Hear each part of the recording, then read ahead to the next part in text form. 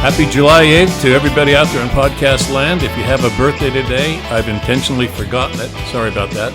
But if you do have a birthday today, happy birthday to you. One little birthday note I'll make, Ron, and before we get there, is a happy birthday to Joe Miller of Harriman, Utah, who went to Bingham High School, and we were all about Bingham High School, but his birthday was a day or two ago. And Ron, we went to the park you and I went, and sometimes Joe, well, it's been years, but I'd see him up there. He was a special forces in Vietnam. He and Danny Brentel went in the buddy system, and that's that. But you and I spent the day up there. I thought maybe we'd see Joe. We didn't. Happy birthday, Joe. Happy birthday, Joe. Good guy. It was interesting. We didn't see a lot of people. There were a few people that we thought we would see, and we didn't. It was nice, however. I ran into some people that I hadn't seen for a long time, and talked to some folks that it was good to see again. All of the old folks are, of course, are gone. They're dead. Now we're the old folks. I mean, did you think about that? We are the old guys. I remember what we're talking about is the annual Copperton 4th of July breakfast. It's been held for decades. That is put on by the Bingham's Lions Club. That's who does the cooking up there. And it's a reunion of sorts for people in Bingham who have nowhere to go. So annually they go up to the Copperton Park and you just reminisce and see old people. But now we're the old people. Yeah, It began with Galena Days. Galena Days was a celebration. I think it was on the 4th of July. I believe it was. And Galena Days was a big celebration on the 4th of July in Bingham proper and all over the map up in that canyon. And so big parties, festivals, celebration of the Independence Day. And for the people that were celebrating it way back when we were little kids, they were people that really, independence was real to them because they had come from areas where they had truly been oppressed and they didn't have the opportunity for free speech and to do what they were doing under those circumstances. And so you look at and there are videos of them, the old parades and that stuff. And it's the first time I saw a float. Yeah. In Bingham Canyon. Me too. And it is amazing. And this is kind of the vestigial structure of that. Yeah, it's what it is. There's, like we said, fewer and fewer people that are tied fully into the canyon that grew up there, but still, I like it always whenever I go. My mother and your mother, Ron, were hugely participatory in everything Bingham Canyon throughout their whole lives and into their final stages of life. They were just revered, your mother and mine both, because they had so much knowledge, canyon knowledge. And that's such a treasure to hold on to. And one of the things that because I'm not on Facebook, there are a couple of Facebook pages on Bingham Canyon, aren't there? There's a Bingham Canyon history page. Yeah.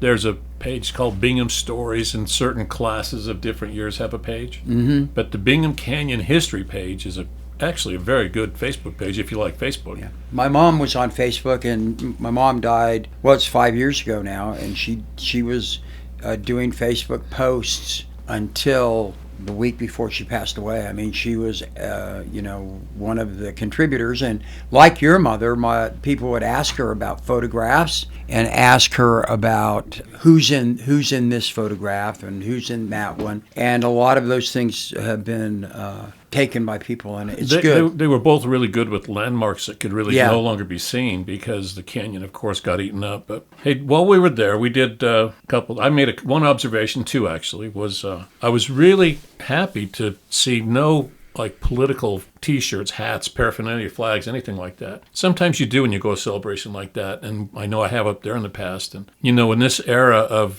so divisiveness, it was nice not to see a MAGA hat. It was nice not to see a Harris Biden T-shirt or flag. It was just everybody had stars and stripes if they had anything at all. And that was a nice unity that we just haven't seen for a while, because those objects that we wear and put on our bodies, they flap around in the back of our truck, they're divisive. And immediately you choose a team, right away make a judgment. And it was nice not to have that. No, I agree with you. You and I talked about it at the time. I don't care if people wear their heart on their sleeve. I'm somebody that does, but it is true we're in a different political climate now, and so we're put on defensive or are the offensive when we run into somebody, particularly somebody that we thought we knew, and they're not in a sense on our team anymore. And it's stupid because they're still the same people. We've talked a little bit about this. I'm convinced that, and knowing some of the people that don't share my political beliefs, that we still agree on 90% of everything. I mean, we really do. And we've gotten to this point where we can't do it. But it was nice. There was none of the politicking that goes on that sometimes can turn into arguments and then hard feelings and then all the rest that goes with it. The one thing that I did notice was that, and I haven't been to Copperton on the 4th for quite a while, is there is amongst these people, and it's what we've kind of talked about here, a lot of these people never really knew Bingham, a lot of the younger ones particularly, but they have it in their blood because they've heard so much about it. We ran into Paulette Dispenza, and she is a Bingham lady. Her dad, Joe, was the mayor of Bingham. He was also a union leader. We mentioned him before in relationship to my dad. He was my confirmation sponsor. That's my confirmation name, Joseph, after him. But Paulette had a grandson there that we talked to. Good really, guy. really nice kid. And, I mean, it's clear that he has been told about what it means to be a Bingham guy. He's in his early 50s, and I swear to God, I thought he was like 23. That kid hasn't aged a minute. No, I mean, he looks great. He's very fit and just a nice kid, but he clearly has an understanding of why people were there and wants to be part of it. And I think that you get that. I don't know if I've ever told this story, but I'll do it real quickly. When I was a young lawyer as public defender and trying a case, and we were picking the jury, and a guy, and I can't remember his name, but it was clearly a Bingham name. And so when you pick a jury, the judge will ask, do you know either of the lawyers on either side? And this guy says, I don't know. Didn't even talk to the judge. He says, but he raised his hand, and the older guy, and he says, whose kid are you? And I'm Nick's. Who is your grandfather? My grandfather's Mike, Mila Yengich. He goes, yeah, I knew them. That was it. And the judge says, well, to this guy, he goes, well, would it make a difference to you that Mr. Yengich is representing the defendant in this case? He said, of course it would. He comes from good people, you know. I mean, I knew his grandfather. We worked underground together. And anyway, so we soiled the jury there, and we had to start over. But that's kind of what it is. I mean, he didn't know me from Adam, but he knew the name. And it's kind of a funny story, but there's a lot of truth to that. You hear the Bingham names, and you ask the question. You know, we all saw some names. I'm going to rattle some off, then roll into something else for a second. But just a few of the people I saw were these. Right away saw an Aratola and a Sorrow. Yeah. I mean, we don't go on this show apparently and not mention those Sorrows. No. There are several of that family. Anderson, Montoya, we already mentioned Dispenza, Gaithwaites, Adderleys, and so on and so on. But one there, you mentioned, Paul, it was the the daughter, of Joe Dispenza, right, former mayor. Another mayor of Bingham was Pete Demas. Right. And he owned the Bingham Grocery. His son, Nick, was there with his family. So the Demases were there. And what that leads me to say in the next part is this. We stood by the monument up there, the War Memorial. That was presented to the citizens of Bingham in 1946, in honor of those who gave the sacrifices in World War II. There's a couple hundred names up there, right? Well, we both counted down how many relatives. I had 5 on there, and you had just about as many. I had 3 or 4, Yeah, so... including my dad. Yeah, I'm talking both sides. Yeah. So anyway, part of the plaque is dedicated to... By the way, Chicago Charlie did it. He did it. Yeah, no, he was behind that. We talked about Chicago Charlie. And the side of the plaque has those who didn't return home. I'm just going to read the names. Sure. These are former Bingham kids that never saw 1945. Here they are. Robert Burke, Rodney Charles Davidson, Delbert Dexter, Joe William Evans, William Fenimore, George Golish, Jack Whitten, Frank Hunter, Rex Johnson, Malcolm Rose, Ernest Sheen, J. D. Smith, Sam Tenorio, and Lawrence Welks. Lawrence Welk. Yeah. How dumb of me. Lawrence West, and then the final one, Theodore Demas. Ted Demas's. Nick Demas's uncle. Pete Demas's brother. Died in World War II. So that's a real, nice monument they have up there, and we should never forget. No, and the Davidson that died in World War II, I believe that was my Uncle John Yengich's wife's my aunt, her brother, and the Burke. They still have family up there. Yeah, the Burke was a guy named Ron Burke, who worked at Kennecott, and he was a Little League coach. My first year in Little League, one of my coaches. I think it was his uncle. But anyway. Beverly Burke was his sister. Right. And she ran the confectionery. Right. The daughters, the Moores, live in Copperton. But anyway, I think that the point is, for those of you that are burdened by us talking about this, is those are names that you know. I mean, and the other names that come from other people that when you're a kid and you grow up there and you hear the stories and you hear the interplay between people, those are Bingham names. That's who you refer to. They're Bingham names. I know that name. Your family come from Bingham. Who were they? Which side of the Vasquez family were you on? And that type of thing. And I think that's part of it. And getting back to Paulette's grandson, I mean, those are things that have come down to them, and I think in a way it's very beautiful. So for those of you that listen to this podcast, and that is stuff that there were a lot of little mining towns and railroad towns and river towns that was the way it worked, because people didn't leave. They stayed and they worked in those industries for a long time. We've said it over and over again. Our mission's twofold. We'll be political when we need to, and we're going to pretty soon here in a minute, I'm sure, because there's a lot to do there. But we're never going to forget where we came from. No, that's the deal, and to honor those who came before us and those who are still left, and hope that they will pick it up. Coming, by the way. Yeah. Okay, hey, what else, Ron? We got a little book. Yeah, I did want to talk about your daughter and her. She put out a Greek cookbook, and she's actually got two out, and Eleni Saltas. And the one that she actually signed to me was All You Can Greek, Food, Life, and Travel. You can get it on Amazon. It really is beautifully done. I'm told that she took all of the photographs except the one on the cover. Beautiful. There might be very few others, just to be fair to anybody else. There were a couple, but right. 99% of it she did. But beautifully done, really, really well done. I'm not a good cook, but I think there are even a couple things in here I can cook. But you can get it on Amazon, and I know she'd be embarrassed that I'm pushing it on her behalf, and her father doesn't like to do those things. But it's really neat. We're going to post a photograph of the cover for you, and she's single. Yeah, she's Miss Independent, little Lenny. She's got a fierce mind. Well, she that's commits good. to something. Okay, like the cookbook.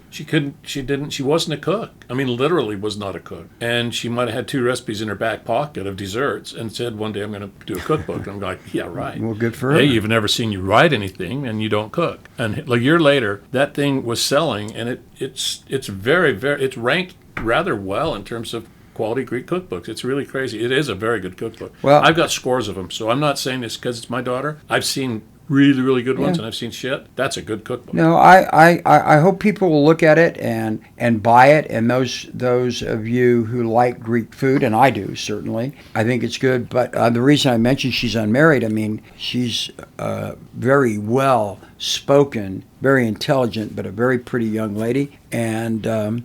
She doesn't mind getting dirty. She's got a garden now, too, and she got you some garlic, which I don't have, and I'll bring you some garlic. But right. we grew 4 kinds, and she's the master of the garden now. We have tons of produce, and she's always cooking out of it. So we got Italian and Greek garlic. We've got hard-neck variety called Music, another one called Nitty. That in town here, Mazza Grill uses it, so does Rotopia, that style of garlic. And if anybody wants to plant garlic, it's about the easiest thing you can do. Just stick some cloves in the ground in October, November. You pick up starts in the fall to Murray Farmer's Market, for example. But easy. We'll get you some garlic. We'll cook. There you go. The other thing is we did see a couple old folks. We didn't see her, but Joanna Osara was there.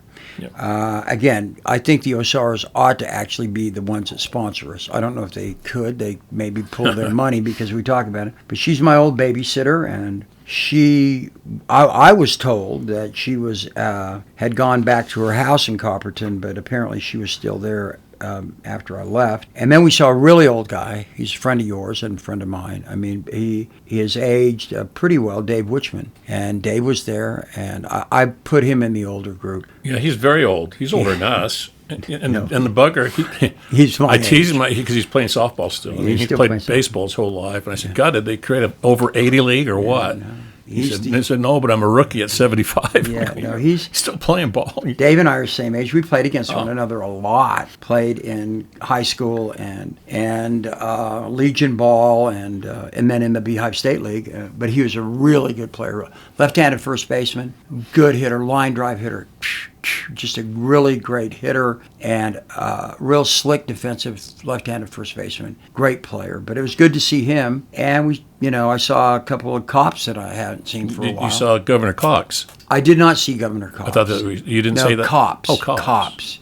Police officers, excuse me, that I hadn't seen. And well, Cox wouldn't come around the real people. Well, I mean, he might if he took the wrong turn. Yeah. So you saw some cops, though. Yeah. Well, speaking police officers. Yeah, police officers. So you, I think you've got to answer this for the listeners. You poo-pooed Governor Cox's prayer for rain, and it did rain a little bit last week. Did the lake fill up? No. Did alfalfa suddenly turn green from dark brown or whatever color it was turning? No. All right. So, we had weather. It's kind of what mostly has been called a natural phenomena throughout time, and it happens. And by the way, Murray didn't get much of his rain. Maybe I didn't pray hard enough, nor did my neighbors, apparently.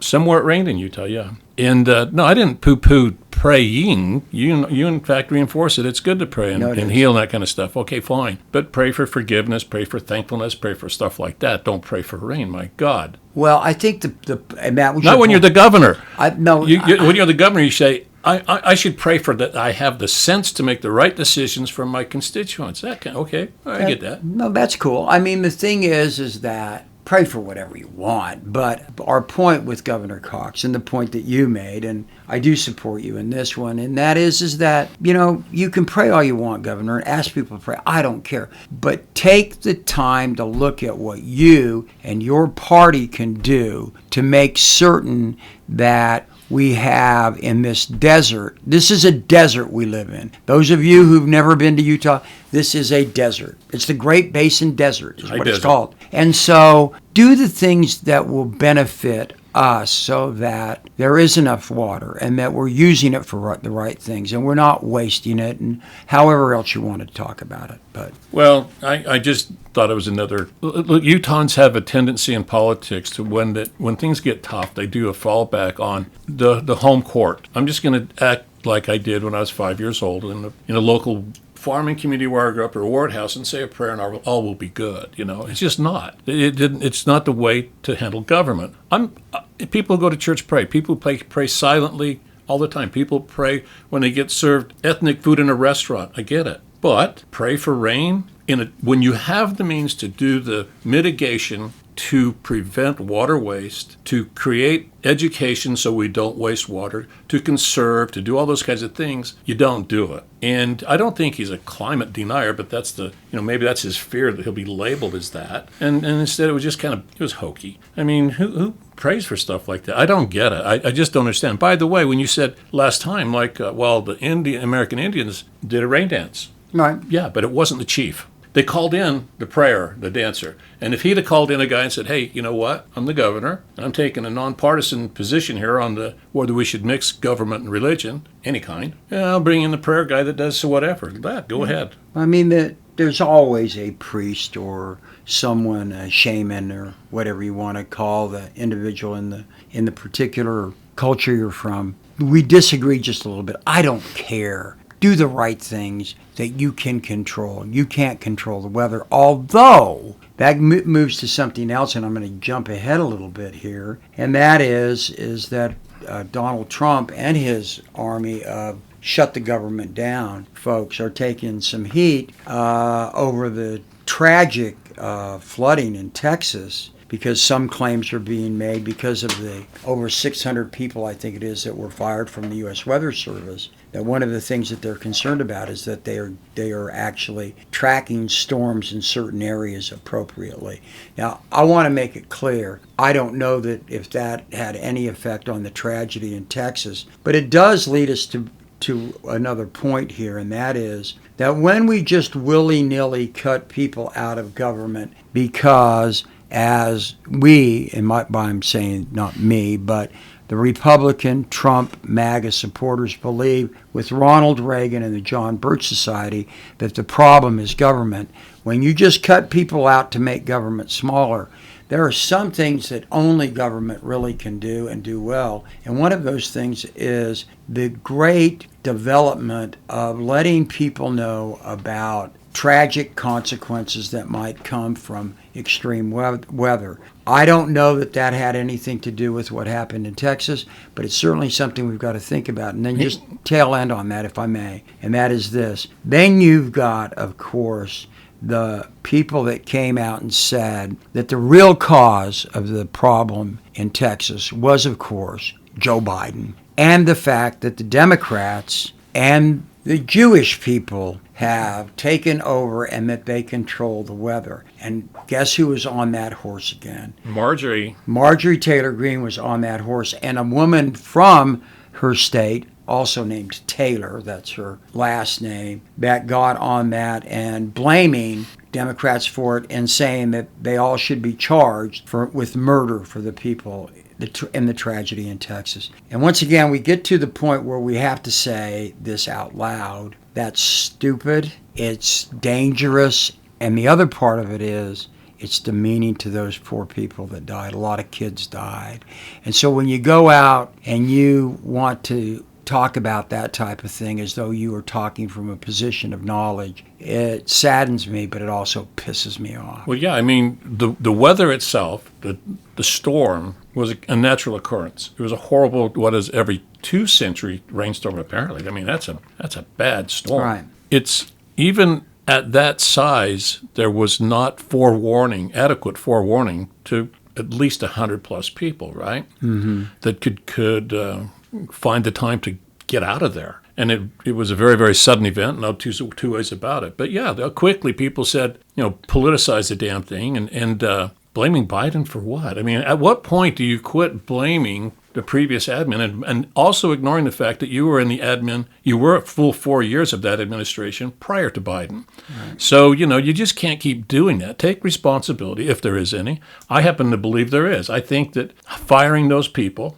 under the DOGE waste and fraud, show it to me. Where was the waste and fraud in NOAA, the National Oceanic and Atmospheric Administration? What was the waste? And how does that waste calculate on your moral calculator, your moral wallet that says whatever we saved on those people, letting them go, was more valuable than at least the 27 young girls who died in the camp? There is no moral equivalency, none whatsoever. So don't start the argument that it was somebody else's fault. People need to step up. This is what we got right, we got wrong, and fix it. I personally strongly believe not having those weather people there, at least with the information I have, and I'm not projecting here. You can read it too. It's all out there. Yeah.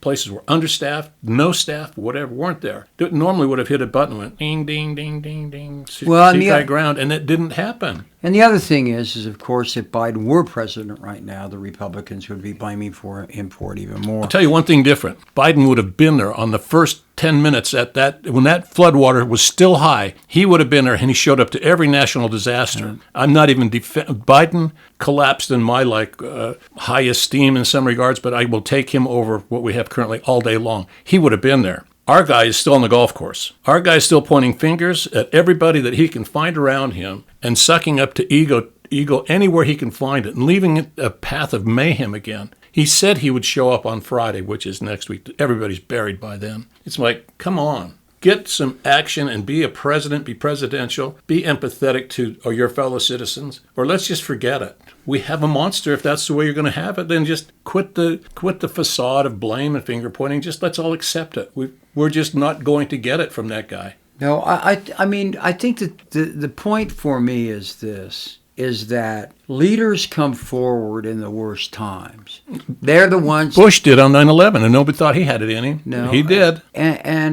I mean, he's not going to do that. But one good thing came out of it, only one, politically. Actually, Ted Cruz stood up to Marjorie Taylor Greene and said, we've discounted that. Stop listening to her about that. That's BS. So, I mean, every once in a while, there's an echo of intelligence and adulthood that comes from people that they themselves have heard enough of it. And maybe we're going down that road, which gets us to another point, if I may, John. And that is some of the conservative legal voices that are out there now are pushing back about what's going on with the MAGA assault on Americans' rights. And one of them is a judge from Arizona, Supreme Court judge, and apparently a very, very conservative man who, in a speech that he made, and he apparently is a speechifier like a lot of judges are now. That used to not be the case. And in these circumstances, he called out Trump and specifically Stephen Miller, who we spoke about the last time. And Stephen Miller has been on this jag about suspending the writ of habeas corpus, which is part of our Constitution. It's not in the Bill of Rights. It's actually in the body of the Constitution. And it says the privilege of the writ of habeas corpus shall not be suspended unless when in cases of rebellion or invasion of the public safety require it. If I may give just a short lecture on the law, I mean, that's in our Constitution. Miller has asked us has said that we should suspend the right of habeas corpus so he and ICE can round up all of these people, take away their rights to due process, to go before a judge, to have their case heard, to determine whether or not they are properly in the country, make them actually show that, and also so they can be held without bail or without appearance in front of a magistrate, which is the hallmark of our Constitution and also the hallmark of the Anglo-American jurisprudence. And this judge came out and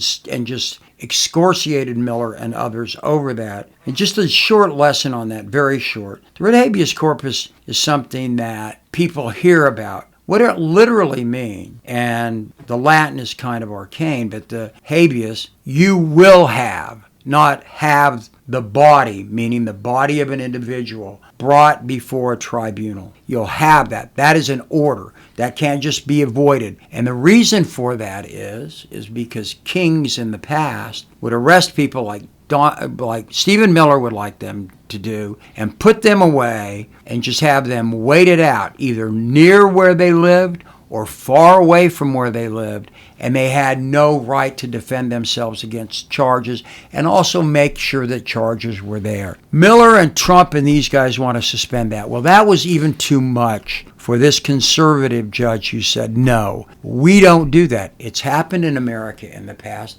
Abraham Lincoln did it during the Civil War, and even in that rebellion, which is the Constitution I just read you says he can do it, people then and legal scholars now believe that he may have overstepped his bounds. But we've got this pencil neck in Trump's administration calling for the elimination of one of the fundamental rights that we have. Didn't wait for the Bill of Rights to put it in. It's in the body of the Constitution. And finally, it is part of the Magna Carta, which we look at, the English Magna Carta, the Great Charter, as one of the bases of how this country reacted to their own oppression. And that's what it is. When you start talking in those terms, you start talking and taking people that are arrested here and putting them in El Salvador and places like that. You are talking about the very things, not by analogy, the very things that the colonists that revolted against England didn't like and weren't going to put up with anymore. And those of you who are my conservative friends out there, conservative lawyers, you know that. And you, along with all the rest of us that are law trained, have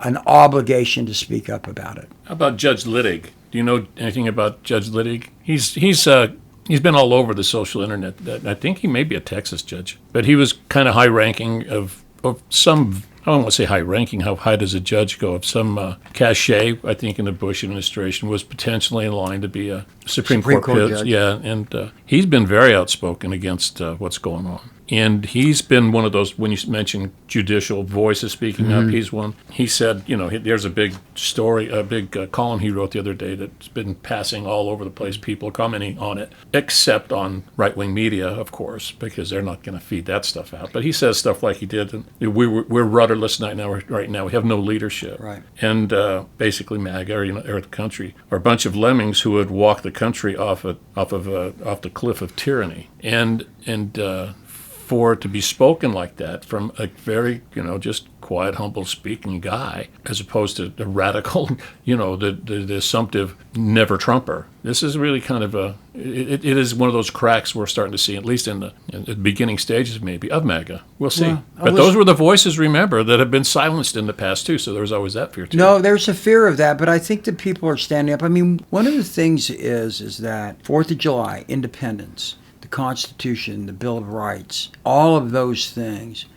You said this last time, we don't teach it enough, but I hope at least people that listen to this podcast will get interested in it. Don't go to a website first thing. Go and read the Constitution, read the Bill of Rights. Talk to somebody who maybe know a little bit about it. Don't go to whatever your particular venue to get news is. Read it for yourself and then read some of the commentaries on it, because it's beautiful. And these are the type of voices that need to be heard, because in point of fact, your first week in law school, this is the stuff they begin to teach you. And if you haven't been confronted by it then you have lost something and you're behind. American people shouldn't be behind on this. What about, you brought it up, and it was surprising to me. I didn't know that, or didn't retain in my brain, that one of the things that the Roberts Court passed was the district judges could no longer have sway across the country and so on, right? And you brought up that, Biden tried to pass that and they didn't take the cases on. No, so it's kind of, again, a little bit of an arcane issue, and that is when a federal district court judge hears a lawsuit that impacts a broad spectrum of people, they can issue an order and they can make it, they can stay the operation of that particular statute or presidential order, so that until it's worked out by the higher courts, the courts of appeal above them, and then the Supreme Court, or a number of those cases come to the fore, and we see how the 1st through the 10th circuits or 11th circuit judges are dealing with this, and then the Supreme Court is there to kind of decide that issue. That's the point. They decided the issue because they took the case on. Well, so now you have an activist court is what that became, right? Well, in a way, but here's how it's an activist. Well, it is, isn't it? Well, I'm going to tell you. In my opinion, here's why it's an activist court. The conservative right pushed against Biden doing the same thing in a couple of instances. They wanted to stop him from doing that. Judges ruled in their favor. That case went up to the Supreme Court. The Supreme Court didn't take the case. Right. They didn't take it. They didn't make the decision. In this case, they didn't make the decision either. But they did rule per curiam for the court that they would not allow one district court judge to make that broad spectrum ruling. They would see how it worked out first. And so it's a phony way of deciding the case. And if I may, every judge is an activist judge because you have to interpret things, okay? It's clear that some people go in with a political agenda and some don't. There are leftist activists. You look at the Warren Court. There's no doubt that they were activist judges. There is no doubt the Rehnquist Court, which is a very conservative court, was an activist court. And there's no doubt that this group of people that are up there now, the Roberts Court, are very activist. They're just activists in a different way, and they use a different way of going about it. Well, I just was hectored so many times that the courts are ruled by leftist activists, and then when they behave that way on the other side, that they're suddenly not. They're acting in good faith. Yeah. That's the way that these circular arguments always go. But what about one thing, though? The court itself is comprised of conservatives, right? Well, not all of them. Well, I know, but two particularly. But we don't go there. And Roberts has the power to decide at some sway. But no, it is important. There are at least 5 solid conservative judges, maybe one swing judge, and a couple, 2 or 3 so-called liberal judges. The fact is that the politics is is not supposed to be what drives you. It's the case before you and your interpretation of the Constitution or the statute as it relates to the case. Right, but where it's become, I was pointing to, Clarence Thomas and Alito, that they're never going to yield, and the other ones might occasionally. But now anybody who sides against them is suddenly stupid. Yeah. Because that's what people in the MAGA world refer to, particularly right now. Ketanji Brown Jackson. Yeah, but there's multiple reasons that are even more. Do you think she's dark. stupid? No, I don't think she's stupid at all. Then that's my but point. I think that there are a lot of people that say that because she's a black woman. Okay. Okay. Yeah, that's what I'm saying. She's a DEI hire on the court. That's what they say. Yeah. Who was it? Marjorie Taylor Greene. I think it was. No, it was the representative from Colorado that took a GED. Trying to compare intellect with this woman, Ketanji Brown. No freaking way. No, I'm going to go back. I'm going to play devil's advocate here for a little bit. We did the same thing with Clarence Thomas. The left did. And the left has said some really demeaning things about Clarence. Clarence Thomas is a true conservative. I mean, in every way. I mean, and he also is somebody that follows that line down the path. I mean, he follows that line down the path that even a lot of good conservative people don't want to do. There was some really horrible things said about him that were unfair about him. And some of them had racial overtones. I'm just saying this, okay? And so whenever we go down the path of, although it's hard with some political people, that this judge is just stupid or this judge is malevolent or whatever. As a lawyer, I kind of stand back from that because I've appeared in front of a lot of judges I really didn't like. And there were some judges that I thought were intellectually challenged, that were appointed solely for political favor. But you don't get to the Supreme Court, even if you're a political hack, by being stupid. You may be malevolent. You may simply be a political hack, but they're not stupid. And I think that the background in some of that really is offensive to me because we're playing on our own prejudices. And the thought that the left doesn't have prejudices too, I reject that because we did. We were the ones that called cops pigs. We started that. I wouldn't use a whole we. I'm just talking about our generation did. I mean, that wasn't just the left. Well, but who's shooting cops too? Well, I'm talking about during the 60s. We said a lot of things our generation did that were really offensive. But we did it, and we did it stupidly ourselves because we weren't thinking about it. People who want to call her stupid, they carry no brief with me. I won't read what they have to say. They have just told me who they are. That's my point. You understand that, but these are also high esteemed people in the MAGA world, and so what they say, it carries sway, huge sway. I understand that, and I'm ultimately unquestionably opposed to it. I just don't want us to do the same thing. Okay. And by us, I mean people on the left, progressives. I don't want us to do the same thing.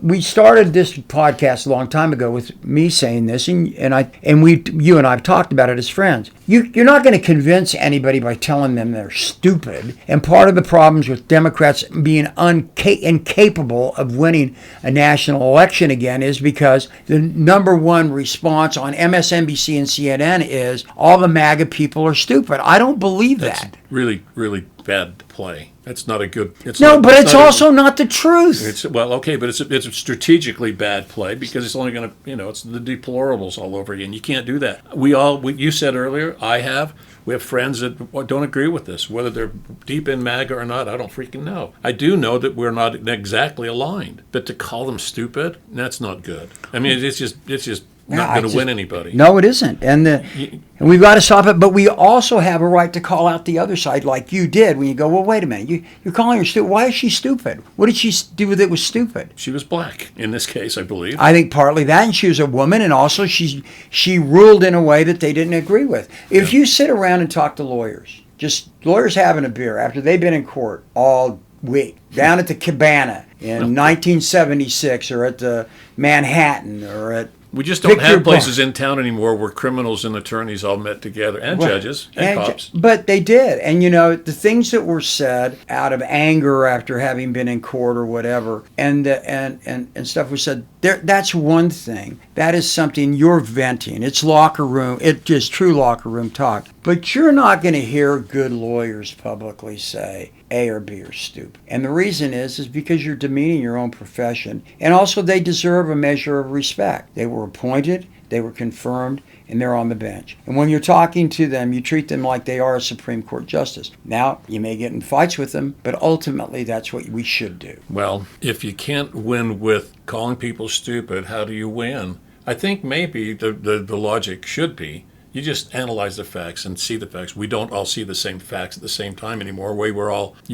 we all got on Facebook, the three of us here, or I shouldn't say Facebook because that just reveals age bias, but social media or your emails even, or whatever, you're going to be fed things depending on what you liked or talked about in the past. So we're no longer the searchers of information. It's whatever passes by us. It's like the river is running past us at all times of information, and every once in a while we all get a drink from the water of the river, but each of us are drinking from a different part of the river. And we're getting thirst quenched, but we're not having the same taste. We're not having the same sense of information. So, what does make that change? You say some conservatives are, maybe on points of law and so on. When will the citizenry look up and see something as offensive as I did yesterday? Didn't you see the cops or the National Guard, rumble through MacArthur Park in Los Angeles? Yeah. What in the hell is this? Well, once again, that requires people to have the courage to stand up and say it. Well, I want to know who endorses that. Do the people you know and I know endorse that? No, I don't think they do. I do. What I think is, to go back to a point you just made a few moments ago, if all the information you get is from the same people all the time, I don't want my grandkids to only listen to me. I really don't. I want them to challenge me. I want to learn what they know, just using that as an example. My dad never told me you believe in what I believe. Neither did yours. You want people to look out and find information from all sides. And we've stopped that, and that's in large part the media and the politicians' fault that we've done that. I'll tell you what, John, and I mean this, I'm asking you, where do I go to get truly unbiased news? Where do I go? PBS to a degree. Okay, well, start with no news is unbiased. Just like you said a little while ago, no judge is not an activist or no attorney, whatever you were talking about, no court. So you're going to get bias, right? That's easy to discern. You grew up with two papers. You knew that the LDS-owned Deseret News was going to lean one way, and the supposedly non-LDS, anti-LDS was even called at one time anti-Mormon paper, Tribune, the other way. So you knew there was bias.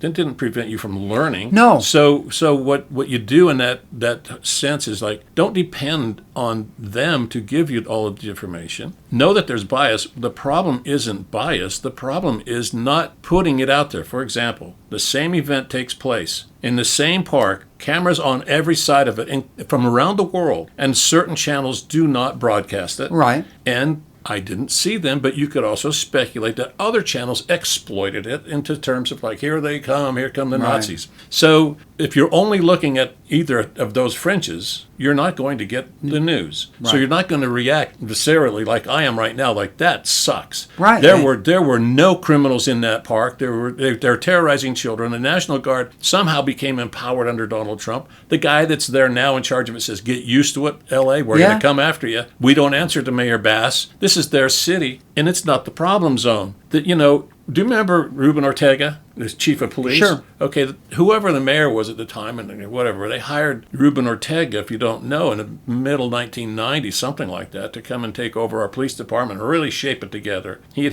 had a real rambunctious kind of reputation in Phoenix, where he kind of powered his way through. Did he work for RPO? No, he was the chief of police of Salt Lake. No, I know, but did he work in Phoenix for Joe? Oh, Arpaio? Arpaio. I think so. They think Yeah. they were together. But, yeah, so he has this hard-line reputation. We bring him up here. Next thing you know, a situation very similar to yesterday took place in our own Liberty Park. On the 13th South Side, Reuben lined up from one end of like 7th East to 5th East, guys on horses and the police guys. I kind of remember And this there now, they yeah. go, past the lake, past the Ferris wheel, all this shit. And what are they after? The freaking drum circle. And they get out and they terrorize the drum circle, all these kids with lemmings on their shoulder. My goodness. These are some powerful people you're up against here. Lemmings and tom-toms. And here came the horses. It was just a spectacle of power that just... At that time, we had the common sense to get that guy's ass right out of town. Right. And now we're just going, hey, but these are illegal people. Well, there wasn't much illegal about pounding a drum. It really was an illegal consequence of pounding a drum because some neighbors complained. But can you imagine being brown-skinned in Los Angeles right now? I can. It's easy for me to imagine that. Well, I think, but I'm brown-skinned. What we have to do is we have to recognize that there but for the grace of God go I. And one of the things the conservatives we've just been talking about realize that maybe Donald Trump and the MAGA people aren't going to be in power again. And this is something you always have to think about. And then if we're going to extend the law the way we're doing it, what happens if the Democratic Party wins and goes, okay, we're going to do the same thing to you, except we're just going to... See, that is why... That's why Donald Trump doesn't want more elections. Well, but it's also why people that want to look at everything from a practical, or you hear this all, common sense viewpoint. If you have a common sense viewpoint and you're in power now, you ought to understand that you might not always be in power, and you won't.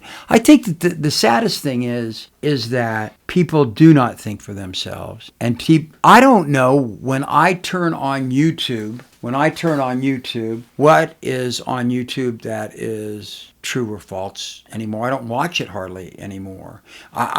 And YouTube has decided who I am, because if I just open it up, they've told me what I want to watch. And so that troubles me too. So that's why I asked the question. Ask it from anybody in our audience. How do I look for real news? Where do I go?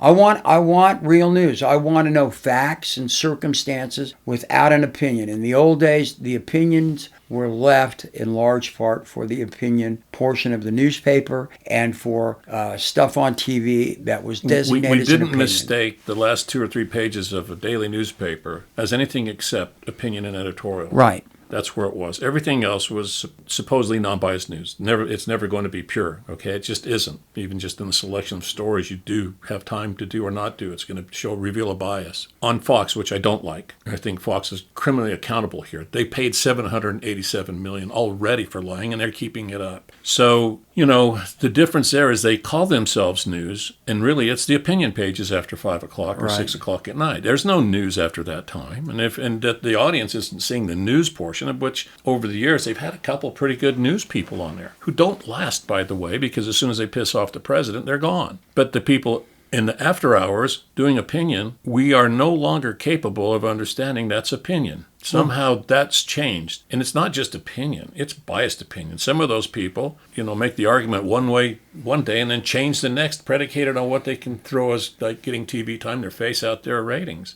I said that a while back. The real crime of what journalists did wrong was they became the stars, right? And they wanted that access, and they want that big contract, and that's luring, isn't it? But don't you think that the same thing legitimately can be stated about MSNBC and CNN? Oh, I'm not discounting that. No, in my world, it's a pretty. I don't like to go those kind of comparisons. I don't, but I don't watch MSNBC either. But I don't want to get to the point, well, they do it and the other side does it. No, but that's not what I'm saying. What I'm saying is this. I agree with you about Fox. I make myself do this. This is one of my things that I do. If I watch MSNBC or CNN for a particular story, I make myself go to Fox and see what they're saying about it, okay? And I do that for the reason that you've indicated. Jake Tapper and Don Lemon and Chris Cuomo killed that for me because All three of them. Yes. All three of them. And for me, the idea that these guys who I thought all of them at one time or another were pretty good, found out that it was just all about them. My brother once said, don't ever, because I was writing for school newspaper and stuff like that, don't ever make yourself part of the story.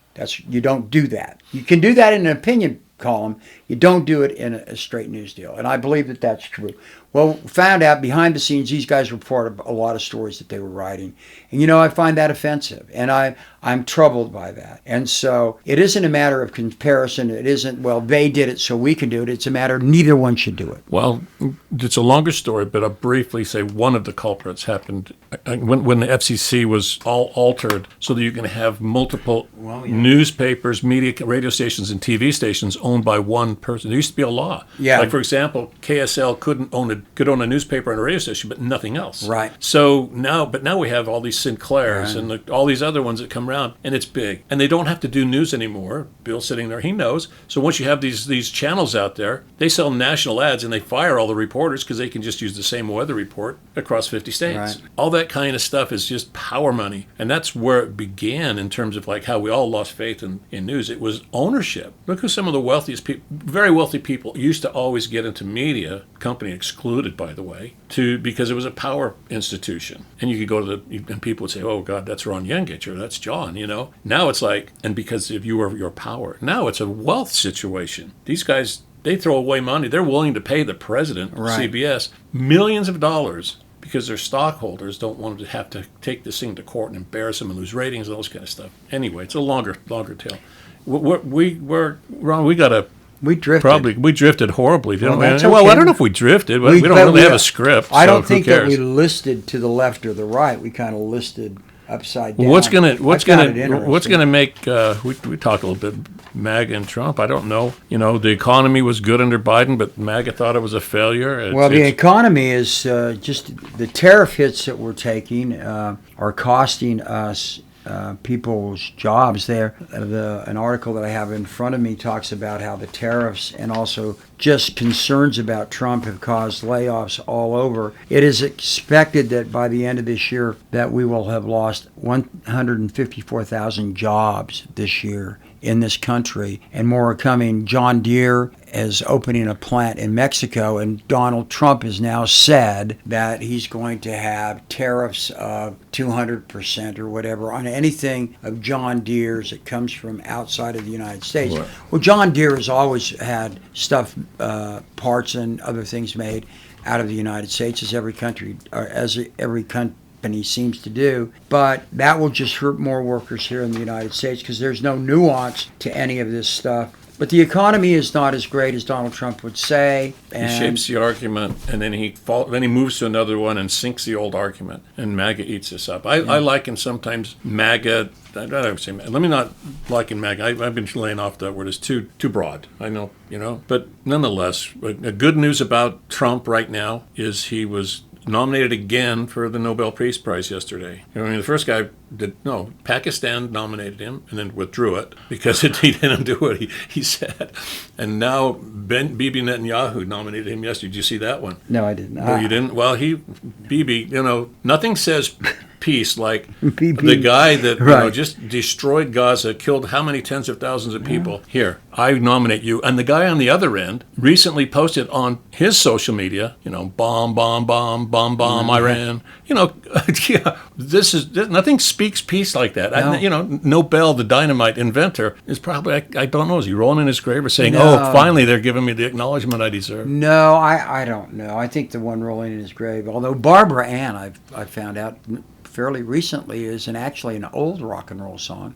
It was not written by Brian Wilson. He and Mike Love did a different version of it for the Beach Boys, but certainly Brian Wilson is spinning in his grave when he does a parody of Barbara Ann. Well, John McCain did it, but I'm saying that doesn't speak Nobel to me. It doesn't speak. No, John, you give out awards. City Weekly has given out awards. You take time to give out awards. People vote, and people vote on it. Over 21,000 people voted last year. And that's good. And if you're involved in being awarded for most valuable player or whatever, Well, I know we're towards the end of the time. That's wonderful, but it's a nice to be acknowledged by people. But it means really nothing ultimately, because you got to get up the next day and then meet your own criterion as to what you are.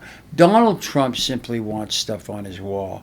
And the stuff on the wall, you want to know what the fact happens to it? My walls in my law office in the city center were covered with all kinds of nice things, really nice things. Not guilty verdicts I had, and letters from clients, and letters from really good people, and other things that I put up. One day I had to take it all down, and it's all in a storage room now. It means only that I had a time where I could look up and go, okay, when I was having a bad day, you can do better, move on. Just gonna make you a simple bet. Simple bet.